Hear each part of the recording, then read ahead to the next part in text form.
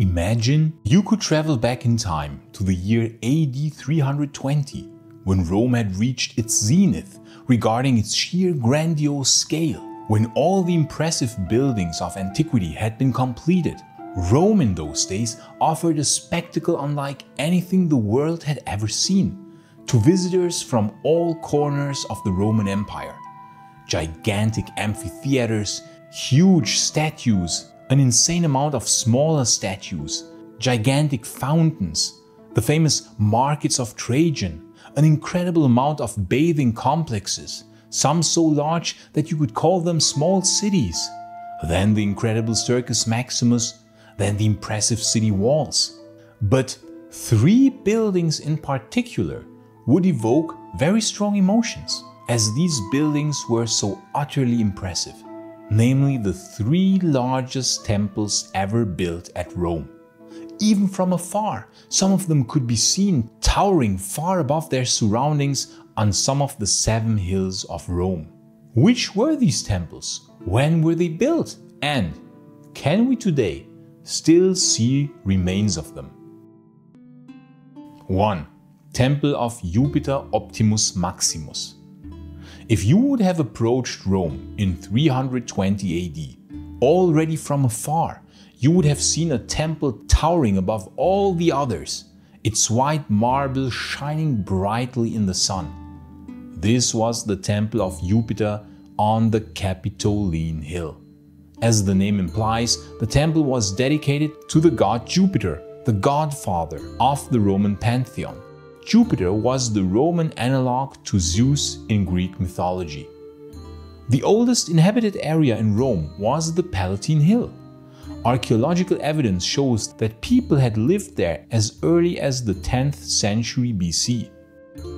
However, Rome was officially only established in 753 BC. The settlement expanded in the following centuries, and already by the late 6th century BC, a large temple was built dedicated to the god Jupiter. Jupiter Optimus Maximus, Jupiter the Greatest and the Best, as it was called. This temple was dedicated already as early as 509 BC, in the year in which the last king of Rome, Lucius Tarquinius Superbus, was banished from the city and when the Roman Republic officially began. It was an impressively large temple, around 55 times 60 meters in size, thus vastly overshadowing all other temples in Rome from that time, and even competing in size with the largest Greek temples of those days. It was heavily based on Etruscan architecture, and very likely many Etruscan craftsmen worked on the temple. The temple stood for 426 years, until it burned down in the civil wars during the dictatorship of Sulla in 83 BC. A second temple was quickly started after that fire, which was completed around 61 BC, built on the same base foundation.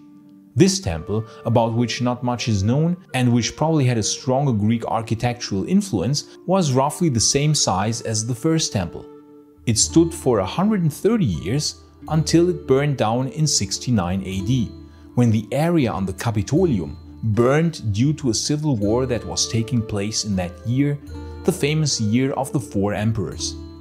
A new temple was quickly begun under the Emperor Vespasian, and this third temple of Jupiter was finished and dedicated in 75 AD. But this one, the third temple, wins the prize for the shortest standing time, because it already burned down 5 years later in 80 AD. It was under the Emperor Domitian then that the fourth temple was started, which would become the most impressive one yet. It still retained the same foundation size as the first temple, about 55 times 60 meters in size, plus minus a few meters, because scholars still argue about the exact size, but somewhere in that ballpark. It was already finished in 82 AD. It had columns of white marble, the doors were plated with gold, and the roof was covered with gilded tiles. On the roof there were multiple statues at the sides and an impressive quadriga in the midst on the apex. The exact height of the temple and the columns is not precisely known, but the columns were probably around 18 meters tall and the temple itself from bottom to top possibly twice that height. And on the interior, of course, there were many statues and one large seated statue of the god Jupiter. The whole structure must have been a magnificent sight to behold and impressed people from all corners of the empire for more than 400 years. In the 390s, Ammianus Marcellinus was in Rome and he wrote the following about the temple. The Capitolium, with which revered Rome elevates herself to eternity, the whole world beholds nothing more magnificent. It throned over the city and you could see the temple even from outside the city walls. In the 5th century, the city was sacked multiple times and the temple despoiled. But already in the early 400s, before the sacks, Stilicho removed the gold that had adorned the doors in order to finance the war against the barbarian invaders. In 455, the gilded roof tiles were partially torn down by the Vandals when they sacked the city in that year. But even despite this, in the early 500s AD, Cassiodorus was in Rome and still described the temple as one of the wonders of the world. So despite some damage, the general structure was still intact around 510 AD and still impressed visitors. In 571 AD then, Narses plundered some statues from the temple in order to adorn his quarters that he had set up in the old imperial palace on the Palatine Hill. Even then the temple was probably still intact and was still impressive. But in the following centuries, multiple heavy earthquakes occurred, and so over the centuries, every time when the temple was damaged by one of those earthquakes, the damage was not repaired anymore, as the Romans had since then become far estranged from their old culture and religion. Fascinatingly, when the humanist Poggio Bracolini visited Rome in 1447, the temple was still surprisingly well preserved. But it was torn down in the 16th century to make place for the Palazzo Caffarelli. And thus ended the story of the temple of Jupiter Optimus Maximus after standing there in one shape or another for more than 2,000 years. The foundation of the various different temple substructures can still be seen in the Capitoline museums to this very day.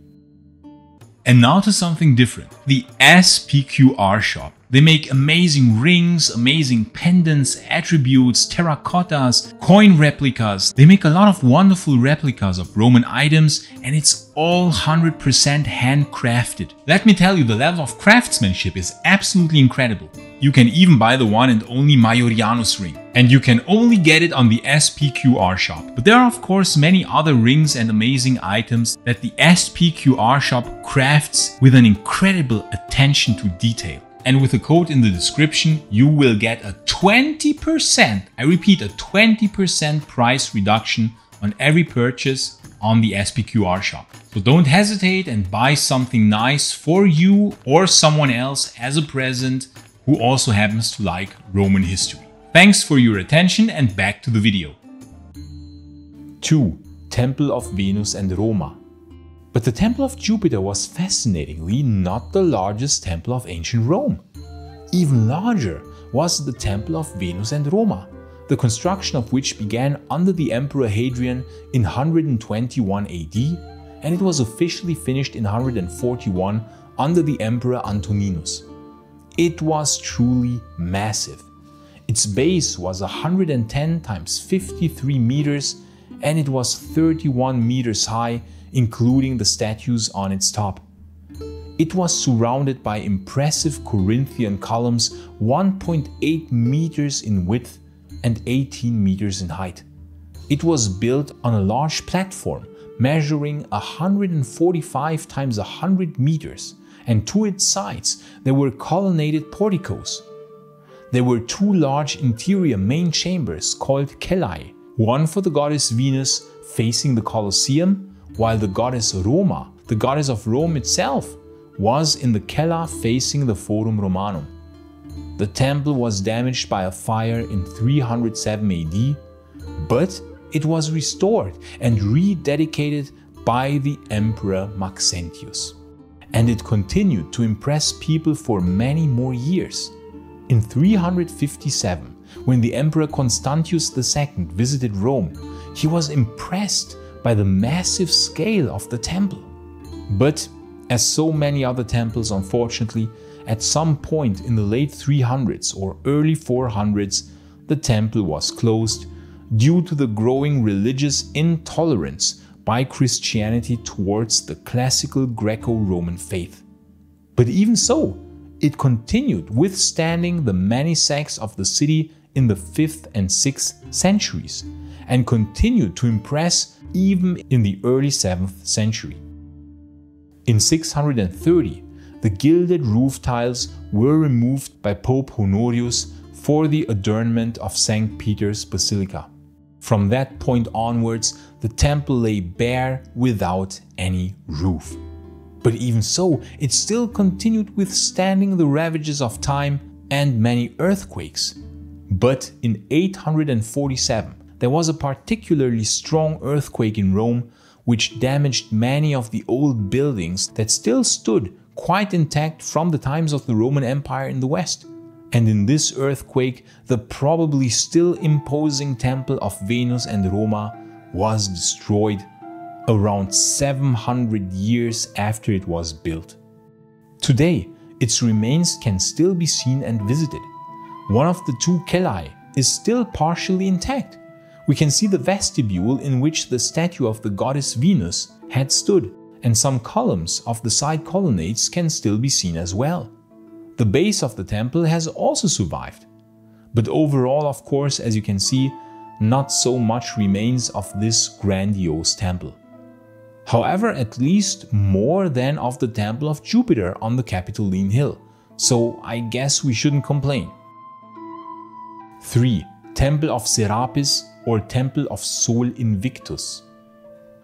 And now we get to the possibly most mysterious, but strangely largest and also least known of the three largest temples of ancient Rome. Even from very far away, you could see this gigantic temple as it stood on the Quirinal, the Quirinal Hill, another one of the 7 hills of Rome. Now what makes this temple so fascinating is that it was most likely the largest temple of ancient Rome, and yet we know the least about it of the 3 large temples. On the Forma Urbis Romae, the old marble plan of Rome dating from the early 200s AD, which has survived only in parts, we see that there was this grand temple on the Quirinal Hill. It is still a matter of debate who actually built that temple. Some think it was Caracalla, others argue for Hadrian. The grandiose temple was built on a platform about 70 times 200 meters in size, and the platform itself was remarkable as it was built on the slope of the Quirinal Hill, meaning that the Temple of Serapis was on one side level with the summit of the hill, while the other side of the platform was surging up 20 meters into the air above street level. This remarkable type of construction is truly impressive. To make this even more incredible, on that platform on the other side of the Temple of Serapis, there was possibly a smaller temple dedicated to Hercules and Dionysos. So we are talking about a double temple type of construction. One of the best sources that this thing really existed, apart from the marble plan of Rome, are some drawings from the Renaissance, when the structure was still much better preserved. And this is probably how it would have looked standing in front of that impressive structure below the Quirinal Hill. This is from an excellent 3D recreation by the University of Caen. You could enter from the street level on one side into the structure and go up the stairs inside until you would emerge on top of the hill, where you could decide if you would want to go to the smaller temple or if you wanted to continue to the larger temple, the Temple of Serapis. Now the temple itself must have been truly massive, and many think that it even surpassed the other two temples in size. The surface area was probably a bit larger than the one of the Temple of Venus and Roma, and the columns even a bit thicker and taller. Some researchers give numbers as high as 2 meters in diameter and an astounding 21 meters in height.